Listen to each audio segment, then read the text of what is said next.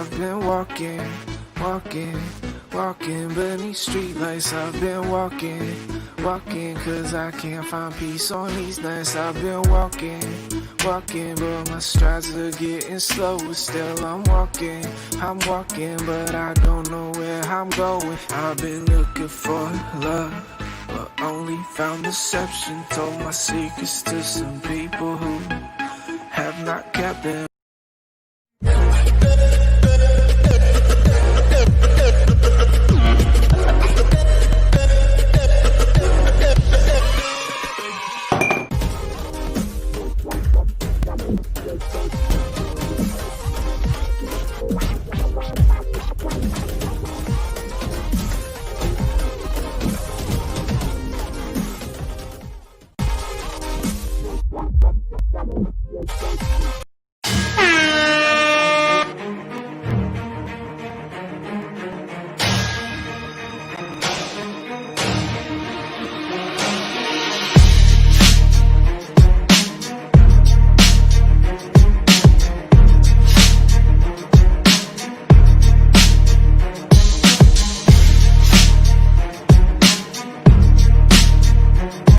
What's going on? What's going on? Welcome to Urban Renal Talk with Tamika and Steve. My partner is getting her technical difficulties together, but I'm getting ready to bring her on in a second. Welcome all the way from Inglewood, California. Your boy Steve Belcher is here reporting on the many dialysis clinics. Now, let me bring my partner on and see if she got herself together. Here we go. What's up, Tamika? Hi, Steve. How are you? All right, ladies and gentlemen, my partner, Tamika Gaines. What's going on up in Philly? What's going on, Steve? Everything is going up in Philly. Everything.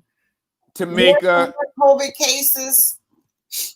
You say you got more COVID cases? More COVID cases in Philly, yes. Wow. Wow. And I'm sure it's more out here in California. Tamika, today has really been something. Only been out here in California since 1:30 Pacific time, and I ran into about 5 or 6 clinics in a 3-4 mile radius. Wow. I mean, it's just incredible. It's unbelievable. The last clinic I left before I came here to the show was a DaVita on Hawthorne. Mm-hmm. That's the street, Hawthorne. Huge building. And it's right across the street. I think this has like about 50 or 40 chairs. It's across the street from a huge Dollar General, next door to a McDonald's, and across the street from a Polo Loco Chicken. It's DaVita Airport. It's unbelievable. Unbelievable. You have to be here to see it for yourself. Wow. So that means that they have 3 shifts per day. That's 150 just for Monday, Wednesday, and Friday shift. For yeah, Monday, Friday, absolutely. 150. That's 300. Wow, it's ridiculous. So who we got today? I mean, Tamika, you be finding all these guests, wonderful guests, and he's from here, North Hollywood. Yes. He's a 3-time transplant recipient. His name is Bradley Gizzard.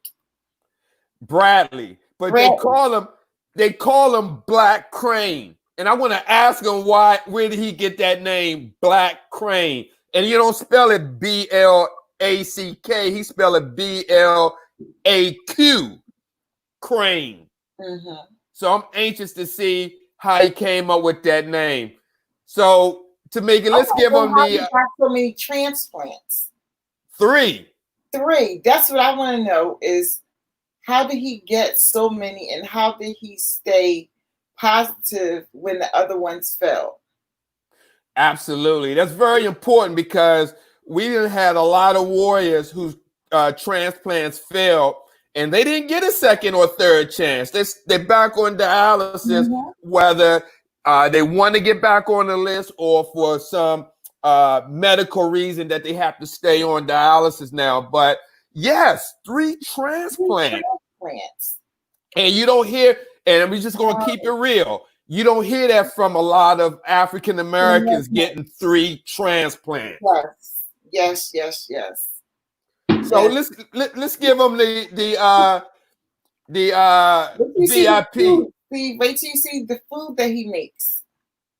Oh, he may be able to help kidney warriors out there. Yes. Oh, this is going to be awesome. Let me bring him on. Here we go.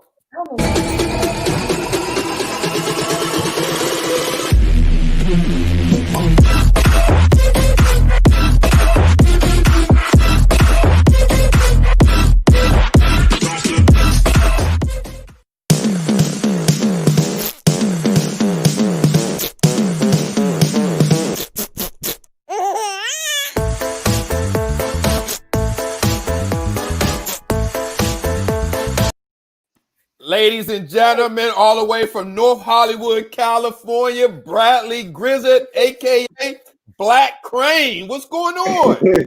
What's going on? It's actually BLAQCRAIN, and I'm from Ohio originally. But yeah, I moved out here to North Hollywood to pursue some dreams. Wow! So it's BLAQCRAIN, not BLAQCRAIN. Yes, sir. BLAQCRAIN. And damn, sorry about that. It's all good. What does grow into greatness? I see that on your shirt and on your hat. So this is part of my company's slogan. So growing to greatness is basically being better than you were yesterday every day. So that's the slogan. You know, whether it's being in your mental, whether it's your physical, whether it's your emotional, it's being better than you were yesterday every day. So that's what growing to greatness is. Wow. I like that. So, man, let's get right to it. How does your story start with 3 transplants? I mean, it had to be a beginning with the first one. Yes, sir. What caused kidney failure? My kidney failure was based off of it's called glomerulonephritis, and so basically the kidney filters failed. I believe that it was a part to the diet that most African American people eat. You know, it's high sodium, high sugar, saturated fat. Yeah, lack of water, being dehydrated, severely dehydrated. And I was an athlete, and I mean, I always tell my mom this and I always have a conversation with her about it, but she home cooked, but it wasn't the best. But I can't blame her for it because this is what she knew. She took what she knew and she tried to feed us and nourish us and give us the best that she could. But that's what I believe the kidney failure was from. And it's kind of ironic because my family members that I met years later on my dad's side, on my dad's mother's side, they all have kidney failure. Wow. Either kidney failure or some of them have had transplants, and it's crazy that you see it. And we from my understanding, we all have the glomerulonephritis disease. Wow. So my story actually started when I was 15, when I was a sophomore. So it was a fluke how I even found out I had kidney failure. Was going into kidney failure. So every year during football practice, football workouts and stuff like that, there was always somebody who wore contacts, got pink eye, and I always inevitably got it. It was just I always knew when someone else had it, I was going to get it. So what happens is I was like, I knew I had pink eye. I went to the store. I went to the doctor's office. My mom happened to work at the same doctor's office that I went to. And they was like, yeah, it's pink eye. We'll go ahead and give you some treatment, blah, blah, blah, And then they looked at my chart and realized that I did not have a urine sample on file for like a year or two. So he said, let's go ahead and give you a urine sample, get a urine sample from you, and then we'll test it. So my mom ended up testing it, and it had plus, protein in the urine. It was high, very high. And that was really the push into chronic kidney disease, essentially. After that, it was just really, really downhill from there. Wow. Hey, while we got a second, I want to show people this, and then I want to get your comments on this video. Yes, sir. Wait a minute. Being wheeled off by the paramedics. I lost not one but 2 kidney transplants, and I contemplated suicide often. I wished for death and got angry every time I beat it. At that moment, I had to accept my disease and begin living my life without restrictions. I moved to California, received my 3rd transplant, and started my transformation. I wanted something different. I wanted an outcome for my health and my kidney. I began jump roping, researching and eating proper foods. I didn't even know how much water to drink. In time, I grew mentally, physically, and emotionally. This is why I shared my journey with the world. And I know with help and inspiration, you can grow into your greatness too. I thought dialysis was my living death sentence. Okay, Bradley. I watched people Hey, Bradley, at what point did you get? At what point did it take for you to get to that point to, like, say, this is it? I got to change, because you look like a whole different person. Thank you. From this video.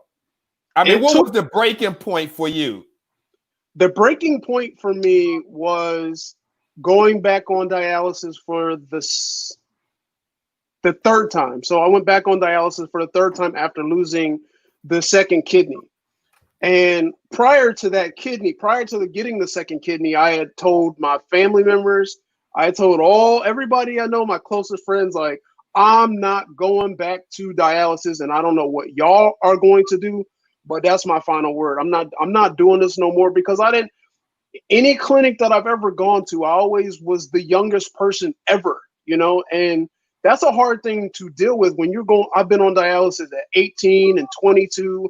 And so when you are that young and all you see is people, you see, some 30-year-olds and some 40-year-olds, but majority of my stint on dialysis, it was a lot of 60-year-olds. And like older people who look like, they're one sickness away from dialysis really taking their life, I'm sure you guys have seen it. They have the ability to be mobile, but once they become immobile and they're bedridden, their health declines so fast. And that's essentially what happens.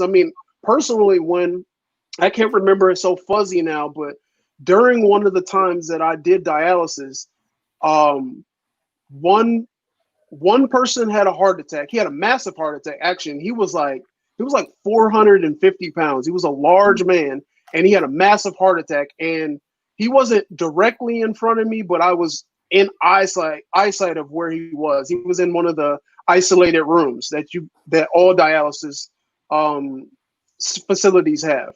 And then another time, a person actually died. Like, she went into cardiac arrest and died in front of me, literally. Like, I was sitting here and her chair was right across from me. And that was, I would never forget those things, because it was so traumatic, because I didn't think I had a life beyond this. Like, no one was able, I wasn't able to relate with anybody. I wasn't able to relate with the people around me, because they were so much older than me, and I just felt helpless. And so the breaking point for me was moving out here to California. So prior to that, I was supposed to go to Atlanta with my business partner, and it kind of fell through. We were supposed to get a house with his brother coming back from the military, and it just kind of fell through. And I just told myself, well, I'll just wait in Ohio until I get this kidney. Because at that point, I think I was on dialysis for a year or two. I can't remember, maybe a year and a half. And I was just like, well, I might as well stay here. And since that didn't go through, and then at the time I was doing music. So I made primarily rap beats and aspiring to be a music producer. So that's where BLAQCRAIN came from. It came from my deepest, darkest moments when I was in high school. Well, it wasn't in high school, but I conceived the name BLAQCRAIN. But yeah, the breaking point was when my business partner decided to make his journey out to Atlanta from Los Angeles. he said, look, I'm moving to Los Angeles, which was originally the plan, but it just got switched around, and he went to Atlanta. But he went to Los Angeles, and he told me, like, look, this is what I'm trying to do. This is, I want you to be a part of it. And at that point, I don't know if the business plan was set at that point, but I already knew in my mind at that point that I was gonna live my life.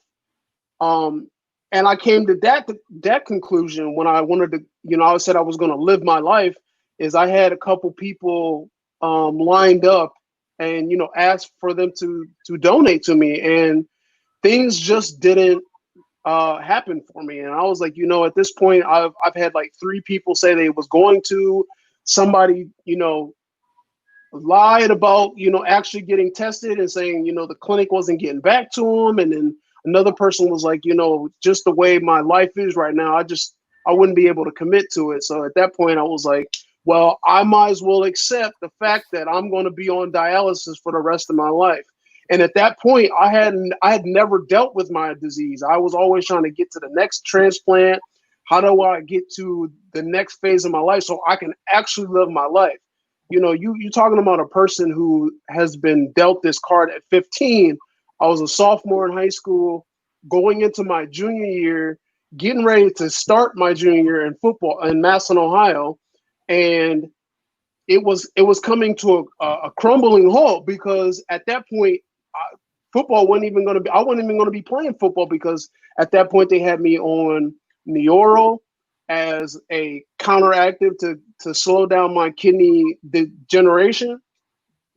And that was tough, being in the heat all day, in the July heat and the August heat, and with the body swelling up, and you have all these things going on. You're going to multiple appointments, and certain coaches aren't really supportive of what's going on with you, and not really asking you how your mental is going and how you're dealing with it. And it's just, at that point, it was just like, wow, I don't know what to do. So yeah, my breaking point was that moment of saying, I'm not going to be, I have used up my get out of free jail card, because you guys has mentioned where did I get my transplants from? And my first one was from my mother.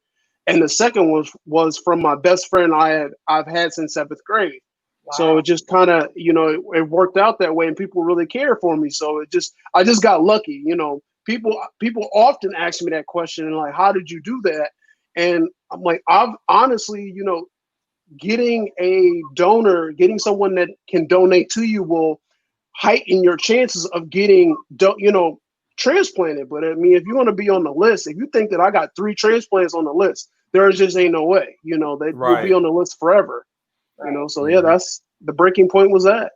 Right. I just knew I was going to be there forever, and I had to accept my disease at that point. That's why, that's what I said that in the video. I really felt that.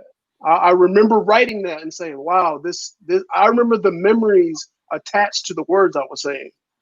Wow. When did you realize diet was the key? I was out here I'm out here 6 years. So when I moved out here, we kind of, my business partner and a few other people that moved out here to start the business, we didn't eat the best, but as we progressed, we tried to, grow into greatness is really a thing. It's about, being better. So we all started, researching things like Dr. Sebi and, things about better health, how to drink, what's the proper amount of water a person should drink per their weight, and all these things. And it was just a culmination of getting to this point of understanding. I really didn't understand diet until, and it was, I had to check myself. And as funny as that is, I had to check myself because I had the transplant done in December of 2015. So 2016 was a rough year. It was, most transplant patients typically have 1 month of 2 times a week to visit the clinic. They make sure your numbers is good. They make sure they're not rejecting, all those precautionary things. Mine was 2 months long. So I did 2 times a week for 2 months. And then I had IVIG a couple times, to knock down, you know, harmful things to the transplanted kidney. And that was making me bloated, and, just the energy level of having general anesthesia and, all that stuff. But the breaking point for me was I was setting up for our interview for my company called A Wise Way, which we interview professionals and use their testimony to inspire the youth. And I was setting up an interview for that. And I took a picture to make sure the white balance is right, where the shot composition was. And I looked at my face, and my face was puffy. At that point, in July, I had started running, and I tried to lose weight. I think I lost like 20, 25 pounds, but running wasn't for me. And then I spent like the month of October and part of November just eating bullcrap. It was simply bullcrap food. And I looked at myself in that picture, and I was like, no. I got to get my life together. It's like, if, my second transplant, I felt like I did everything that could be done. But now that I know, there was more to do. I just didn't know I needed to do. So that was the breaking point. I saw myself in that picture, saw my face swell. I saw how, at that point, I went from 275 when I was running in July, August, September to being 290. Wow. And that was almost the same weight I was when I was playing football. It was essentially almost the same weight. And I just looked at myself and I was like, no. And as cliche as it is, I told myself, new year, new me. And I've been sticking to that. And that was in 2017. And it's now 2020 with a lot of setbacks and health problems that has come with it. I've stuck with, getting my life together. Hey, Bradley, let me ask one question to you. When you ask people for the transplant, how did that make you feel? Meaning, were you nervous, like approaching someone, asking them for a transplant? And how did you push through it so you can help other people who may be in a situation that may be hesitant on approaching somebody to ask them for a transplant? Man, that's a tough question. I think number one is you have to figure out who you are as a person, who you are in this disease, and accept your disease. If you don't accept that, then you're not going to be able to accept that someone says I'm not able to do it, or they may not even follow through for what they said. Like some people just get cold feet. They don't, they may have family or a wife or whatever it is, and they may get cold feet. So you have to really accept that you may be on dialysis for a very long time, maybe for the rest of your life, but you have to say, okay, now that I've accepted that, how can I get off dialysis knowing that I'm okay with either? And that's the point, like, okay, so now we're saying, how can I ask the person? You just say, evaluate the person, it was mostly friendships for me. So I asked people that I was close to me and the people that that knew my situation. And I just, I was definitely hesitant. I was definitely like, I think they're going to say no, I don't know, but at that point for me, I'm speaking about that now. Like, you have to accept who you are. But back then I was almost leeching and depending on them saying, yeah, I'll do it. And I was banking on that.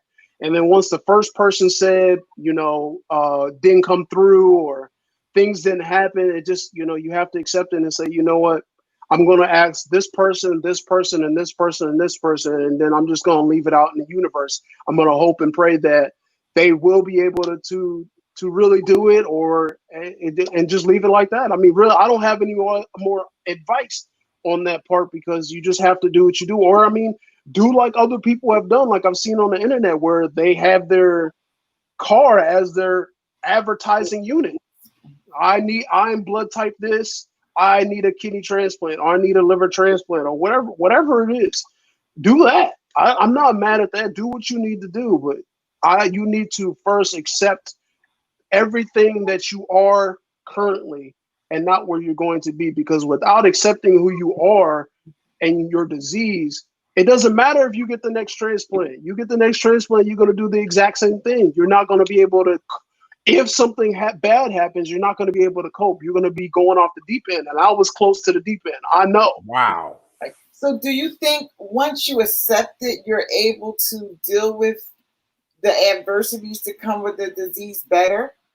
It's not even anything close to that. Once I accepted that I could be possibly on dialysis, and I even told myself, and this is for any of your viewers that are listening, if you have accepted that you may be on dialysis for the rest of your life, and you are also thinking about getting a kidney transplant, also keep in the back of your mind that you could return back to dialysis, and you got to be cool with that too. Mm-hmm. So that's where I was. Right. So it's kind of like just looking at yourself in the mirror and being as real as possible, and being okay with it working, being okay with it not working, being okay with just the changes that you're going to go through. Yes. It's the mind state. It's the mind state of where you're at. Yeah, it's the mind state of where you're at, because if you look at it negatively, the energy of negativity is going to be in the universe, and it's going, a lot of people may know this, but negativity and stress, it affects your organs, it affects your sleep, it affects your blood pressure. So, and then that in turn affects internal organs. So you don't need any more adversities when you're a transplant patient, or recipient rather, and then have stress and not sleeping well, not eating good, because your immune system is already trying to attack this foreign object anyway, and you're just giving it gas to do so even more. Right. So that's my advice. Do you think that the doctors should add this on to a plan of care for them to really accept the disease, like to really just accept it so they can move forward? I definitely agree that it should be part of the entry to get it. But I mean, that's kind of hard, because are they going to then say, well, this person isn't accepting it, so they shouldn't get the kidney? You know what I mean? So it's kind of, it's kind of a gray area. I definitely think that it should be a conversation. And I think for me, like with that question, for me, I had a hard time I had a hard time trusting people in general, but I also had a hard time trusting the psychologist or therapist that was provided for the clinic, because I always thought, at the end of the day, you're not my advocate. You're actually the advocate of who you're being hired by. So if I'm at this clinic and you're the psychologist, even though you say, okay, we have patient-client privacy, or HIPAA laws, the other medical staff do too. So y'all all are sitting at a round table having a conversation about what we talked about. True. As a dialysis technician, I'm saying true. And Tamika, the conversation needs to be had. Right. The conversation needs to be had, but when it boils down to the patient's care, or you don't. As for me, like I always felt that way, and I didn't know why I felt that way. But you don't know what information is being passed. Okay, then it's if my therapist at the clinic is having a conversation with the dialysis techs and the doctors, then is that information then getting passed to my transplant? My transplant coordinator and hospital. So it's like I've always thought that way, because it's just like, man, you don't know. I don't know. I don't trust it. And Tamika, one thing Bradley said that my first time ever hearing is he mentioned a psychologist at the unit. You heard that, right, Steve? Now, what clinic did you work at where they had a psychologist on board? Because Tamika and I, Tamika in specific, been talking about this for the last 2-3 years. Because it's needed. What clinic was that? It was a Fresenius unit back in my hometown. In They had Ohio. in Ohio. So they had a therapist, but it was more like I'm not sure if it was like I want to say almost like a caseworker, but it was like, you know, they would check in on your mental health essentially, and it was just like, how are you doing? How are you coping? You know, stuff like that. But you know, like I said, I just didn't trust it. I didn't know where my information was going. Right. Now I just have a question about you being a young Black male. What information did you know about your kidney disease prior to getting on dialysis? I didn't know much about it. I mean, I knew what the doctors were saying, and I understood what the part of, you know, what its part was, but no, I didn't understand it really. It was just like, you know, it's a degenerative disease and it's a hereditary disease. I mean, that was one thing, you know, and that was really it. Like, you know, what happens is this disease deteriorates the kidney from the inside out, and it breaks down the kidney filters. So that was my understanding of my particular disease, that glomerulonephritis. But that I've understand now, it's so broad. You know, what part of glomerulonephritis? Like, you know, is it because of this, or is it because of this, or is it because of this? You know. Do you feel like it should be more education out there on the disease itself? Mm-hmm. I mean, I think the better question is, having better information on what's healthy and what is not, because I feel like that is a better angle to reach people. Even though I've gotten plenty of pamphlets, I've talked to doctors about what to eat and what not to eat, but I think the conversation should be had, like, for me, when I'm going on my fitness journey, I learned how to count calories. What is my calories in versus calories out, and what does that look like? What is considered healthy foods? What are whole foods? What, you know, all those things. Right. Because if you grow up, and most of us Black people do, if we grow up and our great parents ate hog mugs and chitlins and soul food and stuff like that, and then the next generation said, I'm not eating hog mugs, but I'm going to eat chitlins. And then the next generation said, I'm not going to eat chitlins, but I'm going to eat bacon, but I'm still going to keep the buttery, cheesy macaroni and cheese and all this. Even though there's been a cut between the generations, that doesn't mean there was a progression. It's just, it's the same animal, but no, you know, but just a little bit cut back from, you know, the better parts of the animal. So I feel like that is a key part, because if I'm raised on soul food, like for instance, every Friday was a tradition for us. So we would get the local shops pizza and chicken and JoJo's and coleslaw, or Chinese food, or whatever it is that was our Friday's meal. And I'm like, yeah, at that time I'm playing football. I can eat 4 or 5 slices. I can eat 2-3 chicken breasts, and you know, I have no concept of, they're saying this. I did have a breakdown of calories, but I had no concept of how many calories I was actually eating versus what I was burning. And obviously with technology advancing is a little different, but like, I look at myself now and I think about the things I was eating for breakfast on a regular day. I was eating, it's crazy that I was eating like 5, 6, 7, 8,000 calories in a day.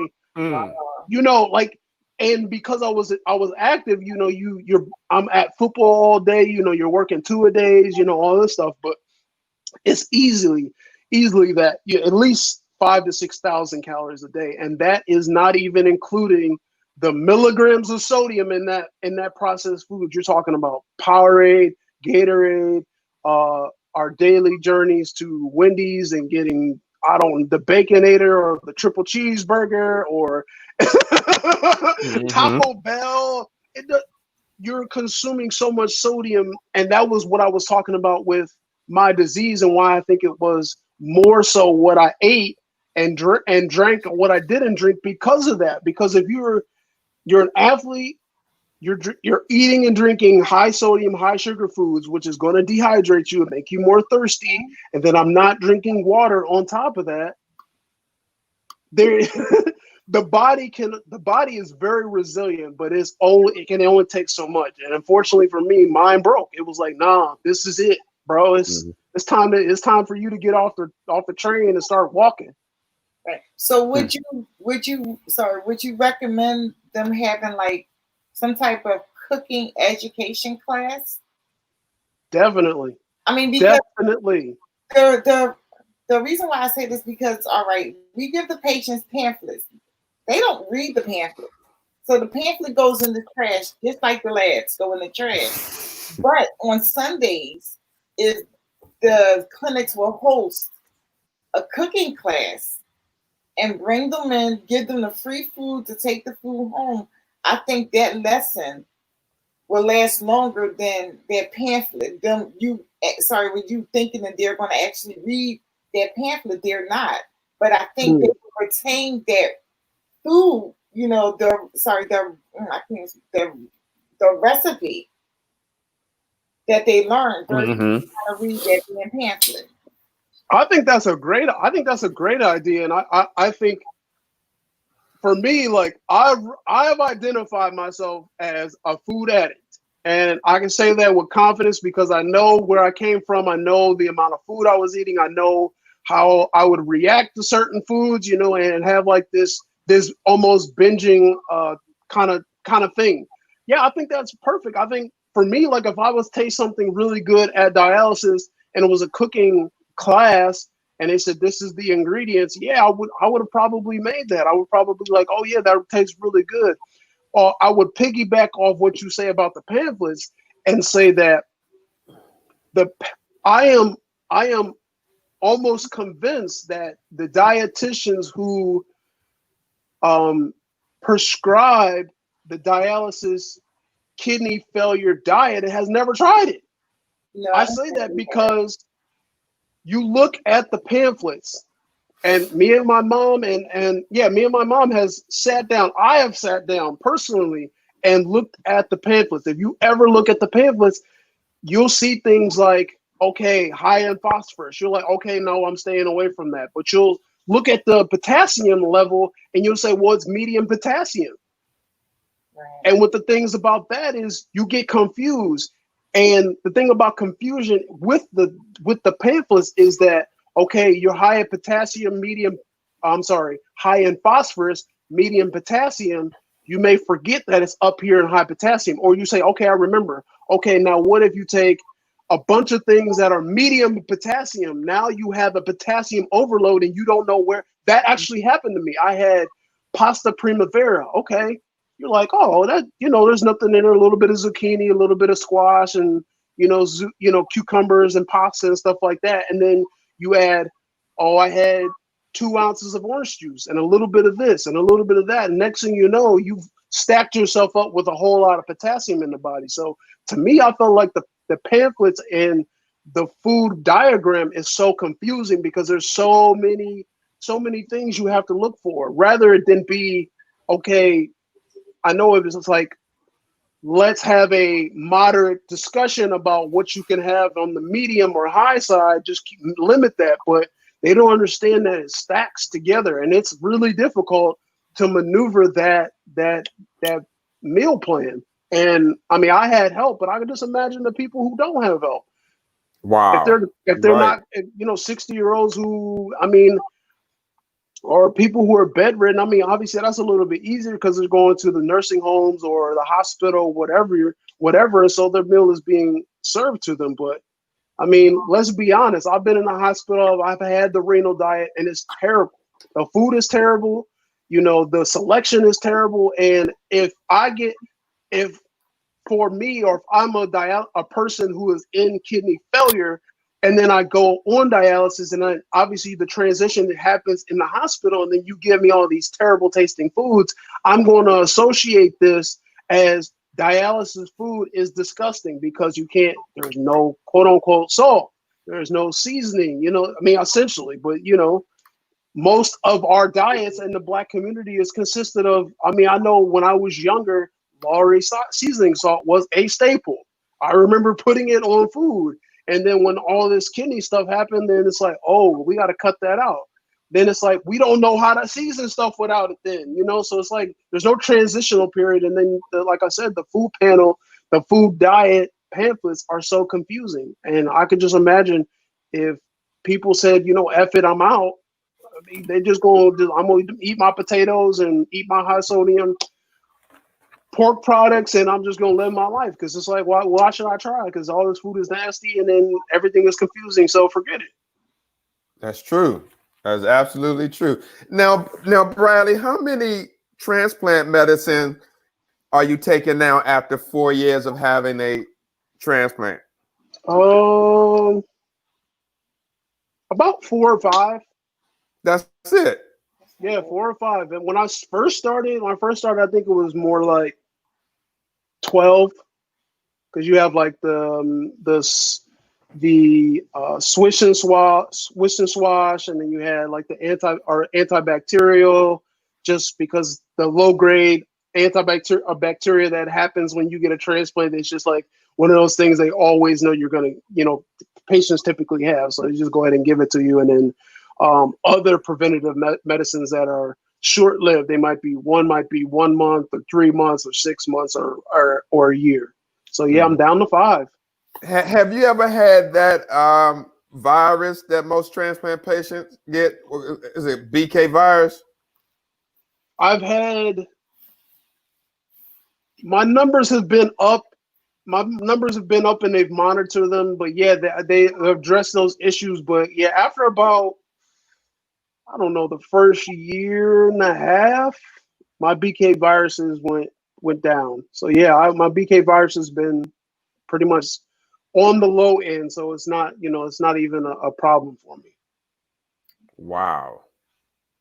Now your diet has played. We've talked about that, and I'm sure that's played a big part in your health now. Do you eat anything outside of what you make? Meaning, do you do like, say, a little dipping and dabbing from time to time? Oh yeah. I tell people all the time. I like, don't get my Instagram confused. And I made this distinction very clear. Like back in July 2017, I had already been thinking about plant-based diet before this, even years before this. Before I moved out here, my best friend he went vegetarian, and we had a conversation, and I thought he was tripping. You know, I really was like, yeah, he's tripping. But in 2017 in July, I saw What the Hell, and that kind of solidified it for me. And I went strictly vegan. Well, I didn't go strictly vegan. I'm sorry. I went about 95.5 plant-based to meat. So I probably had 1 burger a month from the months of July, August, and September. But yeah, that was, for me, that was the pinnacle. But yeah, I established, once I've already done the vegan, or essentially mostly vegan diet, mostly plant-based diet, I established with everybody that follows me, anybody, my friends, family, I'm like, I'm mostly plant-based. I try not to associate myself with vegan or veganism, because that comes with a whole bunch of cultish kind of activities, and people get serious about it, and I just don't want to be a part of that. But what I try to preach to people is, have those whole foods, you know, whole foods. Make that majority of your diet, you know. But yeah, I dibble and dabble. Yeah, I go to In-N-Out and I get a burger and fries, and you know, I go to other places and I might get a chicken breast, or I've gone to Chick-fil-A and got chicken, but I try to limit that. I try to make sure my diet is mostly 80-20, and I would prefer it to be like more like 90-10 throughout the month. So I plant-based is everything to me, because I tell people this all the time, and it was like, how do you do it? How do you do this nutrition thing, and I'm like, I get a real world experience on my blood test. So when I do or don't do something, I can look at my blood test and be like, oh, I remember what I did not eat that day. Like if my hemoglobin is down or my red blood cells is down, I'm like, oh, I did not have a kale. I did not eat kale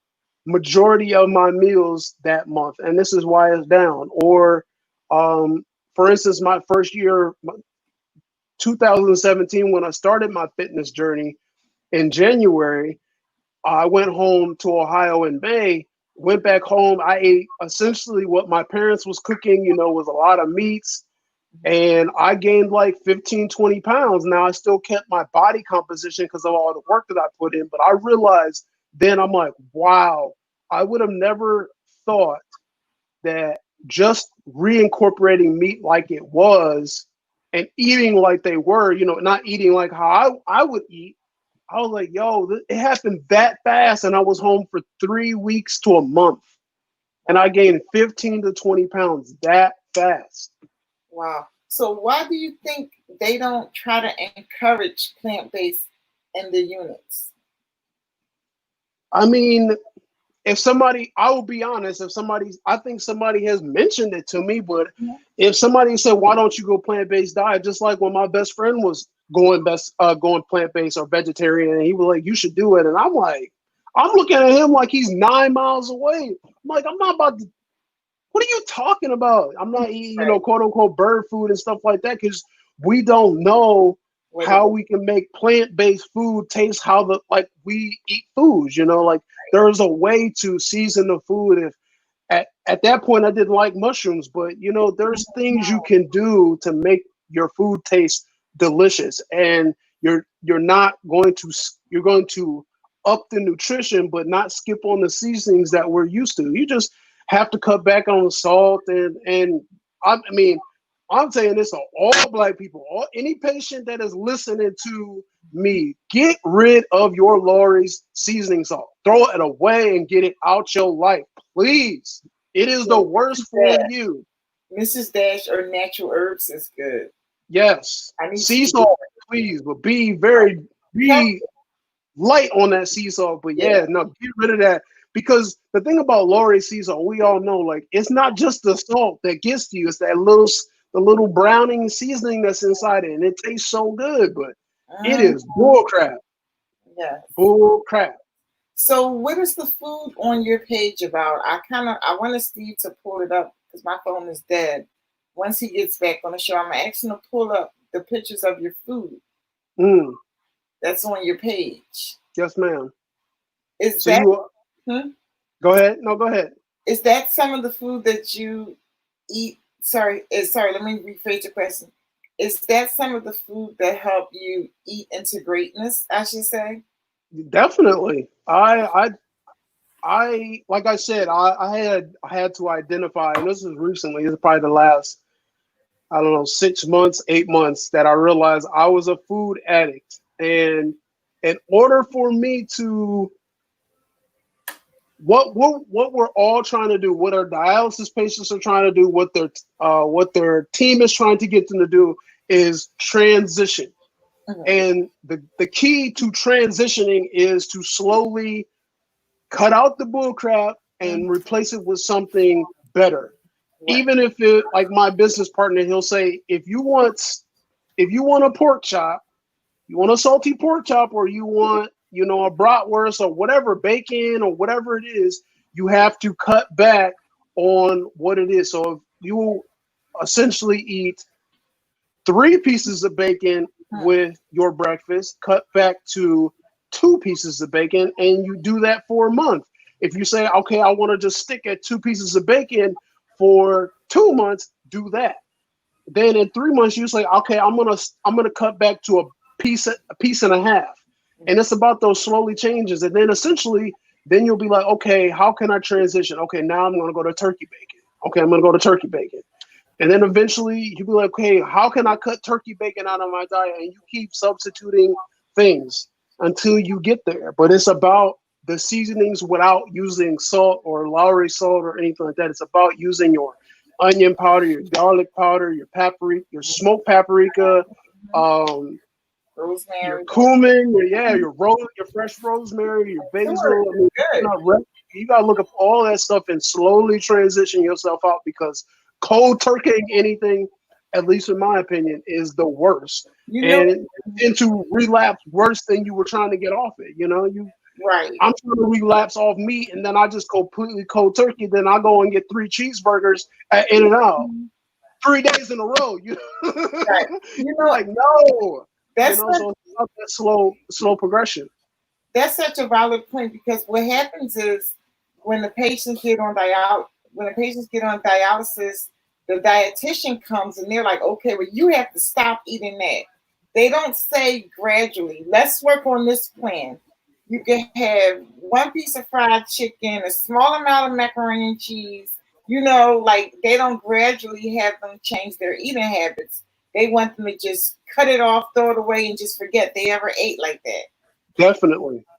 And you have to go ahead. No, I was going to say, I think that may be the reason why, Tamika, is because, a lot of these dietitians have to meet, monthly goals for patients, benchmarks with those numbers like the phosphorus and the calcium and the potassium. Huh? Though they're supposed to meet them, they don't. Yeah, you're right, but I'm just saying a lot of them I don't think had that out of the box thinking. I think some do, but not a lot. I'd rather fail and gradually win. You get what I'm saying? Like, go ahead. You could go ahead, call me in the office. I have my plan. You have yours. Mine is going to last longer. Super agree with that. For sure. Because when I look at my patients' labs, especially the new patients, please, that potassium be sky high. You're right. Now my patients eating watermelon. They was buying watermelon from the watermelon truck. And they're looking at you like, what's wrong with eating watermelon? Yeah, and when I come past and take it, they're like, you know what, you owe me $5. Don't eat this.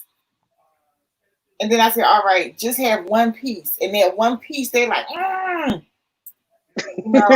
1 piece turn into another. No, because I take it.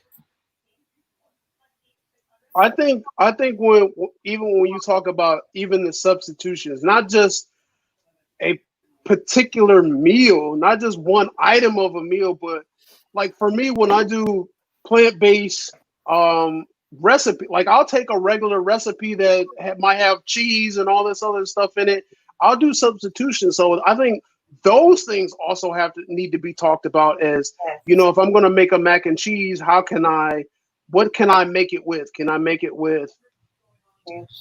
I'm not even sure if almond milk. I've been out of dialysis for so long, but almond milk or any of those. How can I substitute unsweetened almond milk, or how can I substitute little things within a recipe that can make it a little better for me, rather than using heavy cream and butter and all these amount of cheeses and salt and all this other stuff. So it's just like those little battles are where we need to meet people, instead of, like you said, Tamika, is cutting people off completely, because you're gonna lose that battle every single time, and the patients don't care. No, they don't. It's cool. They're like, take it. Okay, that's fine. Well, I bet you this fit I'm about to throw. It's gonna be a whole lot worse. Eat the whole. If you look on his page, you'll see some amazing meals. Let me go to him right quick. Scroll down and that's what caught my attention. Like, damn, look at these meals. For sure. Because I'm also on a weight loss journey, but first I have to change my mindset. That's the first thing. You said what? Say that again. I'm also on a weight loss journey, but at first I have to. Oh my God! I mean, where should I start? Just show them these meals. Oh my goodness! Now you made these meals. I made them. All right, wait a minute. Okay, hold on. Let me go solo and show them. Yes. Amazing.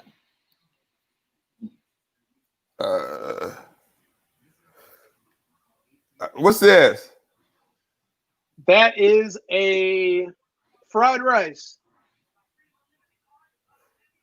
I believe that's a fried rice. It's kind of like pixelated in there. This would look good too. Oh, that is a chili mac and cheese, and the cheese is made from walnuts and red peppers. Red peppers and walnuts is the cheese, and then there's a vegan my vegan chili underneath, and then the toppings with fresh tomatoes, cilantro, and fresh onions.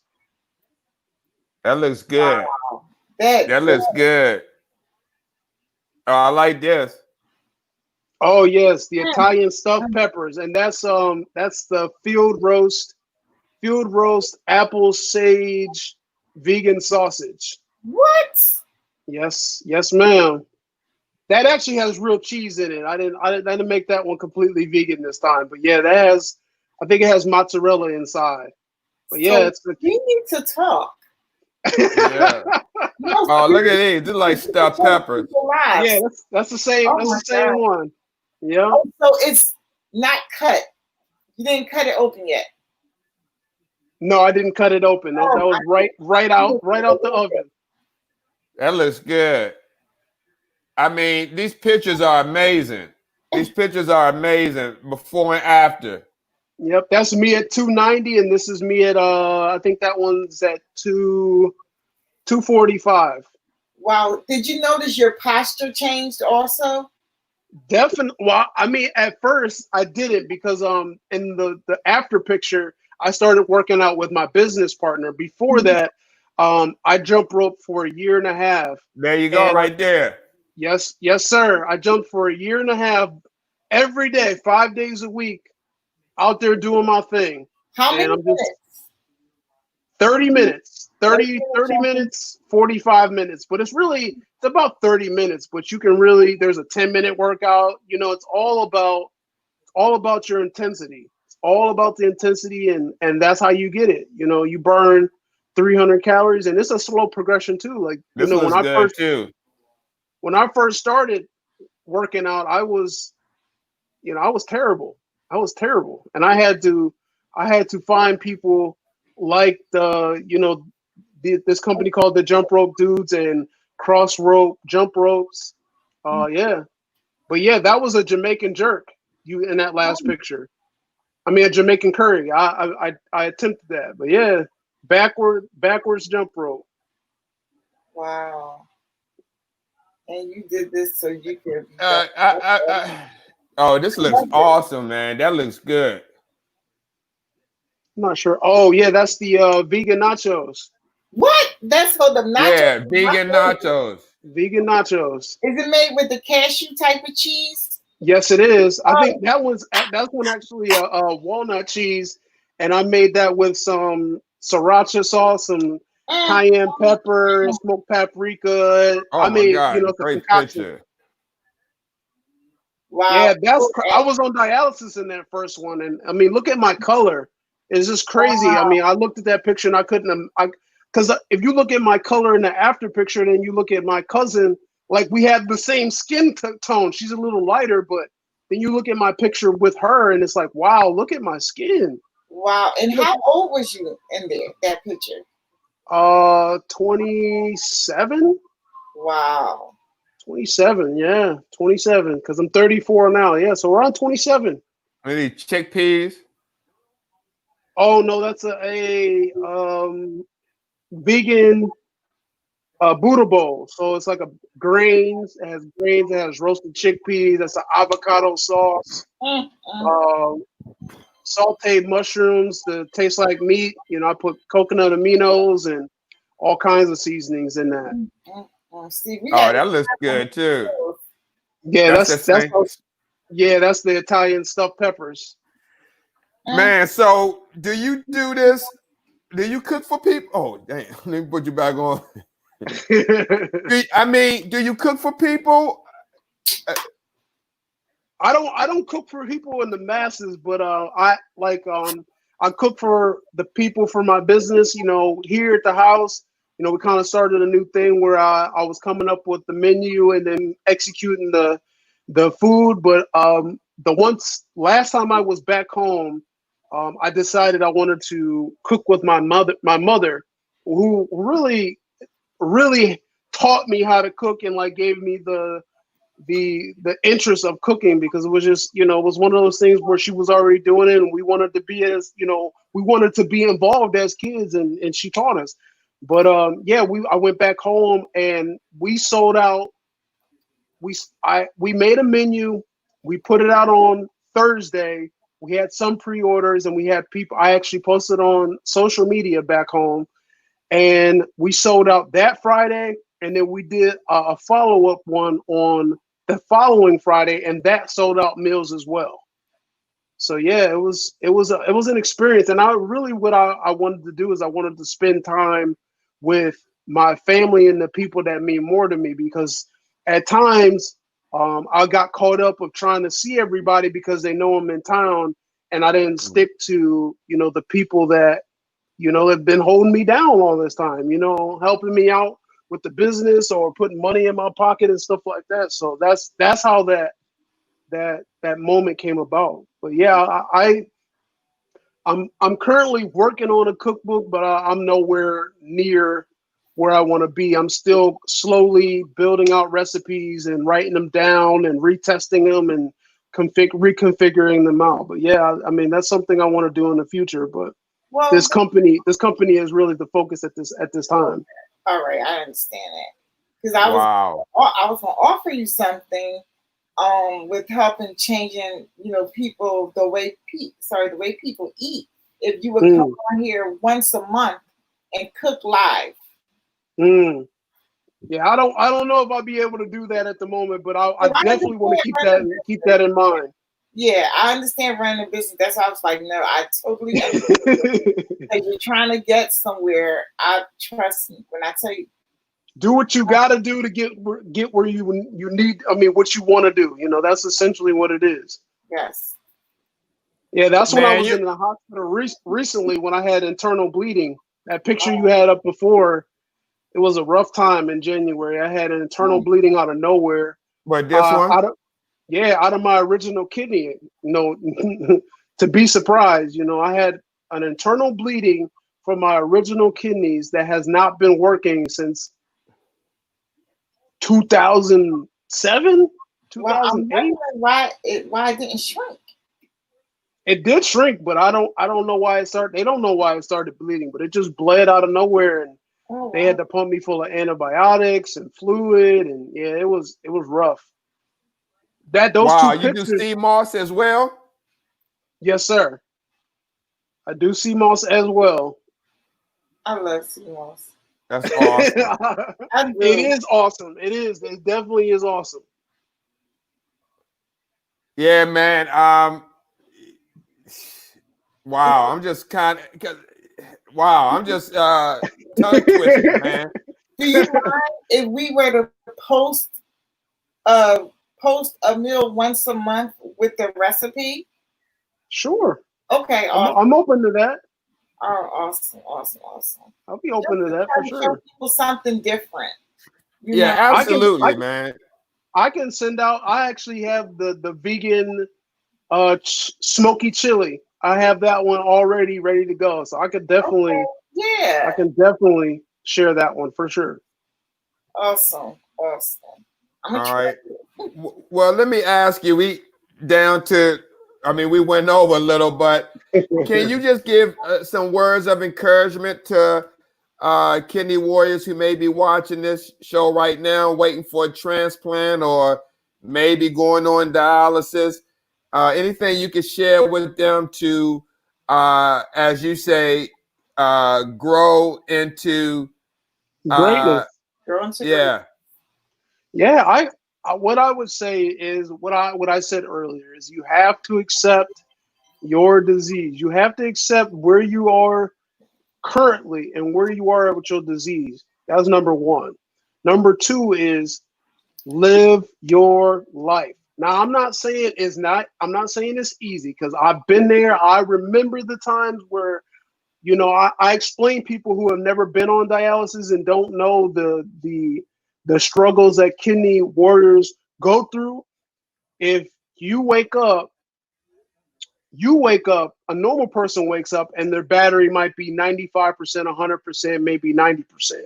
Dialysis patients wake up and sometimes their battery might be 75%. They might be 70%, 60%, 85%. But that battery is dependent on, it could be hot outside. So that battery, just think about your phone battery and how when it's hot, the battery goes down and down, and it goes down fast. So you have to think about that as patients. Anybody who doesn't know the struggle of a kidney warrior, just understand their energy level is not on the same level or energy level as yours. And we're not being lazy. We're not being any of those things. It's just that we just don't have the energy to do it. So I say this: live your life and live it to your best capability, because this is how you are going to get through your everyday struggle. If you leave your mind stagnant, you leave your mind in limbo, it's only going to be the bottom for you if you continue to be in that stagnant and that limbo position. You got to always think how you can get better, how you can progress your life, accept where you are and say, let's get it. Let's really get it. And how can I make the best of my life? Because I can't control this. I couldn't control dialysis. I couldn't control my kidney disease. And I had to accept it at one point. And ever since I accepted that about myself, my life is gotten way better. Like I can't even tell you how better my life has been. Well, let me ask you this, Bradley, right quick. I know you said accepting it. Now, how does one accept, like, say if they come to a point and say, I accept this disease, and say they have a fistula or graft and they're having multiple problems or issues with the access on top of just having kidney disease. Right. I mean, like when you feel like you accepted it and then something new happens that's part of the disease, right? How do you push through that when you have something new, when you feel like you accepted it and then something out of the blue comes out and hits you? Right. I mean, I honestly don't have no advice for that. I mean, Right. I really don't. I mean, like when you guys showed the picture of me and my internal bleeding, like I was in a very dark place, because at that point in my life, first of all, in November, my fistula finally started closing up on me, and I had severe swelling and clots in my fistula, and I had to get it removed. And it was about 3 weeks of severe pain. And I found out that the clot ended up compressing a nerve in my hand, and that was causing my extreme pain. And so that was a setback in November. And then I started getting better in December, and I had that internal bleeding in January, and that was a setback. And that was a setback for almost 3 months before I was able to get back to it. So, I mean, I'm not going to say I wasn't in a dark place, but you have to allow people. Don't forget about the people that's always been there for you. And I know there's people that say, well, all the people have dropped off. And I understand that. What you have to understand as well with those people is we all got problems too. So if you're have a gripe with your life and your friends are trying to be an ear for you, there's only so much they can shoulder. You know what I mean? So they have to live their life too. So it's like, if you're being negative all the time, or you always have a gripe, they always have to listen to that. There's going to get to a point where they're going to stop messing with you, versus accepting it and saying, this is the way my life. Now, I'm not saying it's not going to be a hard time. There's going to be roadblocks. There's going to be times where you want to give up, but you have to have faith and say, I'm going to get through this, because I know my life is more than dialysis. My life is not defined by kidney chronic kidney disease, renal failure, dialysis, many failed transplant, kidney transplants. My life is not defined by that, but that's, I mean, I don't have no advice, but it's just like, you really have to be positive with your life and figure out, how can I get to the next road? How can I get to the next hurdle? This is a hurdle. How can I manage to jump over it? And I have to understand and remember that there is going to be another hurdle up there, even though your life is doing good. And I don't want to be pessimistic, but you have to really be like, there's going to be another roadblock up there. And I don't know when, I don't know where it's going to be. I don't know what part of my health is going to fail me now, but you just have to be like, okay, how can I then maneuver? Do I need to jump over it? Do I run over it? Run around it? Like, how can I do that? It's kind of like the book Who Moved My Cheese, when one of the mice was running through the maze and they kept falling, but they still had to get up, because it's all different type of things in the maze. So the maze is not a perfect maze. Definitely. The same thing with kidney disease. Like, it's not perfect. You're going to have your good days. You're going to have your bad. That's with anything. Anything in your life. Anything in your life, you're going to have your good days. You're going to have your bad days. You're going to have your days where you don't want to get up, but you still have to do it. You have to. You have to keep going. You have to keep going. You have to. And I know this is cliche, but you got to find your purpose in life and really go after it. There's my business partner says this all the time, and this is one of his examples. If I'm from Ohio and I made a journey to Los Angeles, so if I say go to Ohio from Ohio, go to Los Angeles, you're not, and I'm not giving you a roadmap. I'm not giving you a map. How are you going to get there? You're going to start walking west. You're not going to know where you're going. You're just going to know walking west. It's like the book of Eli. He just said, I'm just going west. He didn't know where he was going. He was blind. Right. So you just have to walk west and keep going. Massillon, Ohio. You said Massillon? Yes, sir. It's near the Hall of Fame, Football Hall of Fame in Canton, Ohio. But yeah, from Massillon. But yeah, you have to continue to walk west. You don't know where you're going. You don't know the direction. You might end up in Seattle. You might end up in Mexico. You might end up in Arizona. You might end up in Nevada. But eventually you're going to get to where you want to be, as long as you continue to walk in the direction of where you want to be. Or what interests you. You got to find what interests you, your hobbies, and walk to that. Right. I also think that I'm actually repurposing my life. So sometimes your life has to change. It can't stay the same. So you have to repurpose. You have to find your now purpose. I like that. Finding your now purpose. Yeah, for sure. Purpose. Because nothing stays the same. It does not. And sometimes you have to redefine yourself. You have to what they say, you have to reset. You have to reset yourself. You do. Because you have to think about, I think about this, and I'm sure you may have had this, because I know this is the dream that everybody's been, the dream that has been put in people. Right. Graduate high school, get married, have kids by 24, and have the white picket fence in a house. And then I don't know a lot of people that I graduated with that actually had that happen. They may have had a kid, now they're divorced, or anything like that. And you have to look at that and be like, I didn't even live up to my life that I wanted when I was in high school or when I was a kid. I got to my 20s and I wasn't financially stable. I didn't have a kid. I didn't know myself. I didn't get married.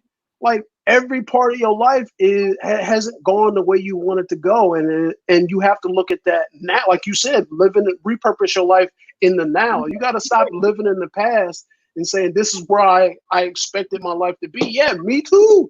Right. You too. Your mindset, like, so many patients come in there with a negative mindset that they get so many negative results. And I've been there. I understand the plight. All the time. I do. Say, stop. you're speaking all negativity into existence. Oh, no, you crazy. Oh, I'm never going to get a transplant. I said, oh, then you're never going to get a transplant. Mm-hmm. I said, I agree. Speaking that into existence, that these things are never going to happen. You have to speak life into yourself. You do. And I think that it is important. Like, oh, I'm going to get a transplant in a year. I'm going to get a transplant. Speak life into yourself. Definitely. You have people, and I would say this for me, and I'm sure this is for a lot of dialysis patients. If you don't, it's easy to feel like no one cares or nothing is going to happen for you when you're talking, to somebody who is looking quote unquote healthy, like my dialysis techs, or the doctors. They're like, you don't understand what I'm going through. And I think I didn't mean to inherit what I'm doing, but I see that I'm a beacon of light because people see that I actually went through it. I went through, being overweight, 290, getting a transplant, and then transforming my life, turning my fitness lifestyle, turning my lifestyle into something that is beneficial for my life. But I know when I was a kid, if there would have been somebody like myself or somebody my age that I could relate to, it would have changed my mindset. I wouldn't have been so negative. I wouldn't have had I probably would have still had the gripes, but without having that relatability, and you can relate to people that's in the dialysis unit, but I think that it takes somebody who's going through it and, also has come through in the end, or maybe has gone through it and say, look, this is where I was. And, things like seeing pictures or proof or, anything like that. I think those things are just missing, like things are missing in the dialysis facilities that it's just a missing piece. These people are negative because they feel like crap. The food tastes like crap. And people don't really think about this, but you guys mentioned CMOS. You talk about CMOS is high in minerals, and then these people on dialysis are literally going to a machine where it's stripping everything out of the body, and then you're asking them to be better. Well, unfortunately, you're stripping out the mineral that's going to keep them from being depressive and negative. And they're severely dehydrated as well. So they can only have 48 ounces of fluid a day. And you think about that. I drink a gallon of water a day with my post-transplant. And you think about 48 ounces is not even 2 liters of water. Wow. Yeah. So you're talking about 2 liters of fluid a day. And you're asking patients to keep a gain between 1.5 and 2.5. That is unrealistic because you don't understand what it feels like to be dehydrated and mineral deficient, and you're being stripped of minerals every other day. We don't understand that because it's not really taught. But if you start researching, you're like, yo, these patients feel like crap, or they're not this because they are mineral deficient, and we are stripping whatever minerals they got in their body, we're stripping them from it. And it's like chemo or radiation. It's like you're trying to fight the cancer, then you kill the cancer, but you also kill the healthy cells in order to kill the cancer, then you kill the patient. Like they can't fight it all. You have to give them something to fight, So that's my point. You gotta stripping the minerals from somebody and leaving them severely dehydrated. Like, try it. Try drinking crappy food. Eating crappy food, 48 ounces of fluid a day, and see how you feel in a week. You're not gonna feel very good. Well, actually, I was reading something and they were saying about lack of minerals and vitamins cause depression and anxiety and something else. And I was like, wow. From my research, it's magnesium. Mm-hmm. It's magnesium. Is that what you said? Magnesium? It was potassium, magnesium, and something else. It was 3. I think it was zinc. I think it's zinc, but I don't want to be quoted on that. Yeah, it's But zinc. yeah, magnesium. And the thing, and people may not know this, but the thing about magnesium is it resides in your bones. So when you have to be almost severely mineral deficient in magnesium for it to even register in a test, because it's in your bones. So when they test you and you're like, oh, your magnesium's fine. No, it really isn't though. Mhm. You know? But yeah, I mean, that's a whole nother topic I can get onto. But We yeah, gotta like that right there tells you that if you on that basic level of minerals and vitamins, minerals specifically, because minerals can make vitamins, but minerals, if you don't understand the role of minerals and what causes depression and negative thoughts and fatigue and all that within minerals, and not understand that dialysis patients are being stripped from it every other day, you won't get nothing that a dialysis patient is going through. Nothing. You won't get it. You will miss it every time. Wow. So we're about to come to a close of the show. Steve is jet lagged. So he just flew into California today. We definitely need Bradley back on. I mean, you seem like you got that winning ticket for that. Yes. For that healthy eat, man. That I'm sure a lot of warriors who's watching would love to sink their teeth into it. Yes, sir. I appreciate you guys having me on. Oh, you're so welcome. You're so welcome. Is there anyone you want to shout out real quick? Yeah, I want to shout out to my business partner, Cyrus Sassar, who's we really talk on suicide and depression prevention. So that's his specialty in motivational speaking. And we have a couple books, but yeah, I would like to shout out him. I like to shout out our company, A Wise Way. I like to shout, all the people that supported me throughout my bad times, my good times, and supported me now into my journey of trying to break generational curses. That's what this is about. Growing into greatness is where it's at. Awesome. We definitely got to have you back on, bro. Oh, somebody's asking if you got a link. Is there a link for the food? How can they find you? You can find me on Instagram, and it's BLAQCRAIN. So it's BLAQCRAIN on Instagram. That's where I have my food. BLAQCRAIN.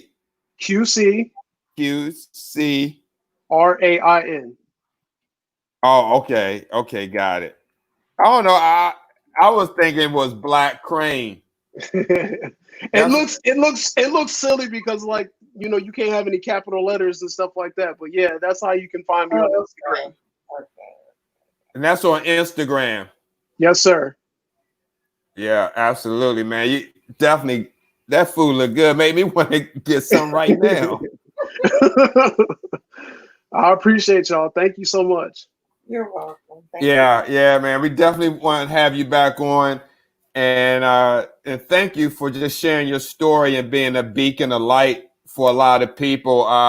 We had one person, her name is Denise Simmons, and she said, thank you, Bradley, because I've been thinking those things being on dialysis. I keep thinking when, So, I mean, I'm sure this is a lot of mental as more as physical, but she even comes back and says, thank you for that. So encouraging to me being on dialysis. So, man, you encourage a lot of people, and, we just like to collaborate and affiliate with people who give positive hope and strength in light of adversity. And that's something that you clearly do. Yeah. I'm glad that I could help. I really do, because I remember those dark days. I remember 2008 being the darkest day, one of the darkest days of my life. And I mean, I didn't know where to go. I just didn't know where to go. And I mean, my parents tried to get me into, to talk to a therapist or anything like that. But like I told you, I didn't know. I I didn't have enough information to say, oh, I can go see another therapist. I just thought, a therapist was being provided at the center. And at that point, I was thinking about how much money my parents was dishing out for my health care and, all this other stuff. So, yeah, I mean, it's just about having people to relate to and having more having information you weren't privy to previously. So, yeah, I wish I had that when I was growing up, for sure. Wow. Well, guys, you heard it here from BLAQCRAIN. I mean, AKA Bradley Grizzard. Man, thank you again for coming on, taking the time out of your busy schedule to share a wealth of information with our followers. Thank you so much, bro. Thank you, guys. Thank you. All right, man. And Tamika's going to reach back out to you for, that information. Yeah, for sure. All right. I look forward to it. All right, buddy. Take care. All right. Take care. All right. Hey, Tamika, this was a great show. Like I said, you always get great people from Instagram, and I just appreciate your efforts. And when you come back, I mean, you brought young lady from South Africa, BLAQCRAIN, and a host of many more people. It's just awesome. thank you. And you get some sleep. Yeah, guys. So I'm definitely going to sign out. It's even though it's 7:35 here. It's 10:30 there. I feel like it's 10:30 here. Yes. Got the sun out there. You be safe out there. Get your recharge. Oh, absolutely. I'll be on live tomorrow morning because before I go, I'm going to be interviewing Chris Acosta, kidney warrior that was on Jared's show, Warriors Quest. I'm going out to his house tomorrow about 2:00, and he lives kind of close by out in Southgate, California. So definitely look forward to that. Awesome. Oh, we have another gentleman, Martin Pito. He said he has many recipes as well. Oh, okay. Yeah, so guys, I mean, if y'all got some healthy recipes, definitely, let us know so we can do something each month on top of what we do with Bradley. Yes. Because that would, definitely be a plus for the kidney community. Yes. Some realistic meals that actually look good. Absolutely. All right, Tamika, you got work tomorrow? No, I work today, so I do know we're being up. I've been up. Yeah, you look tired too. Mm-hmm. All right, guys, we still gonna do what we do. We thank you for watching us tonight because we know you could be doing anything else. Yes. Yep. Thank you guys so much. And we will see you next week where we talk about life insurance and kidney disease, right, Steve? Either that, life insurance and kidney disease. We still got to talk about being blackballed. Yeah, blackballed most definitely. If you or someone has been blackballed in a dialysis center, please have them contact us. We would love to speak with them and get their takes on what happened and how they dealt with it. Yeah. Even Joe, hey, what's going on, Joe? He said the food looked great. It does, man. I mean, it almost looked like something out of a cookbook. Yes. I mean, when I seen it, I'm like, Lord have mercy, that food looked really good. Yeah, look at this. That's some nachos, Steve. Put that. Nah, this is nachos. This is lemon veggie pasta with vegan Parmesan cheese. What? He went to Whole Foods. And then he got that. Oh my goodness. That looks so good. And then the way it's displayed looks even better. So it makes you want to eat it. I know. This is This is Asian inspired dish. That's an Asian dish. Mm-hmm. Yeah, man. This is some good stuff. I mean, that looks. Look at that. That's a That's like. taco. This is a vegan bayo. Yes, you read it right, and it was made with a king oyster mushroom. And man, was it good. Yeah. Yes, we got to post some of those pictures of some good food. And that looked like an egg on top. Lord have mercy. And then, oh, man, he lost more weight. Look at that. Wow, go ahead. So, guys, you can do it. If Bradley can do it, I mean, look at this. This is some fruit mixed in. Wow. I'm about to go on his page before I lay down. Yeah, this is for the product box full of yogurt, sour cream, and cashew milk. This is what I decided to do with the yogurt. A fruit and yogurt bowl with mango, strawberry, burro bananas, homemade cinnamon walnut, date, and hemp seed granola, topped with Smucker's brand Laura Scudder peanut butter. I mean,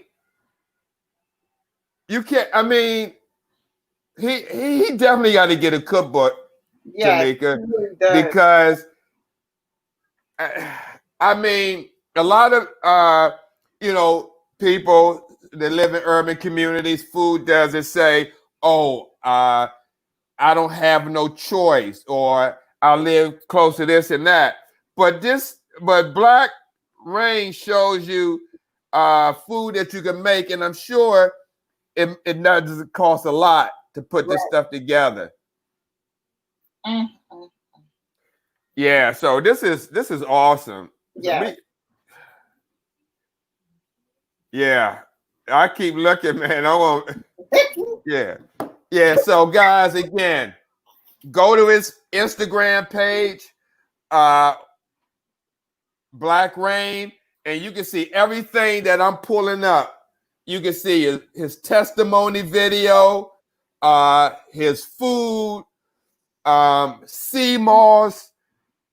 I'm gonna do some research on that sea moss for patients. I mean, this is just incredible.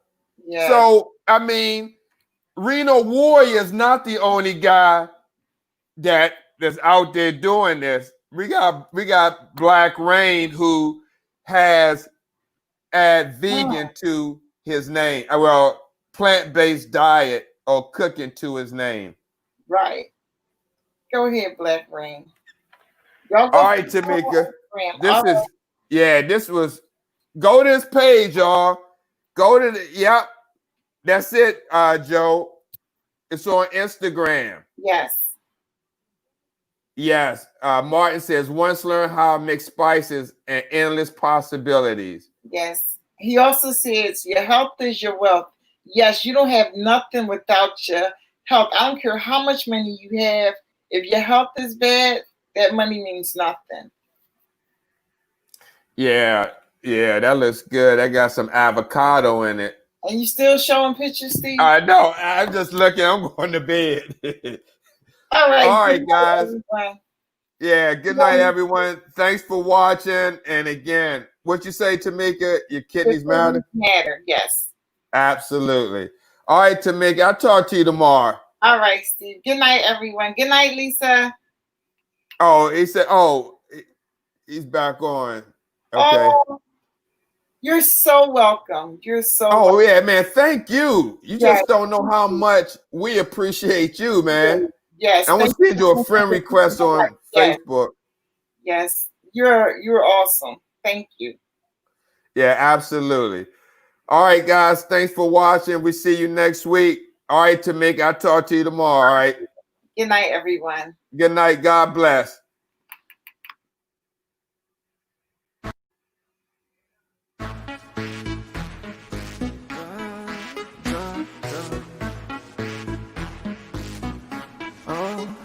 I've been walking Walking beneath streetlights, I've been walking, cause I can't find peace on these nights. I've been walking, but my strides are getting slower. Still I'm walking, but I don't know where I'm going. I've been looking for love, but only found deception. Told my secrets to some people who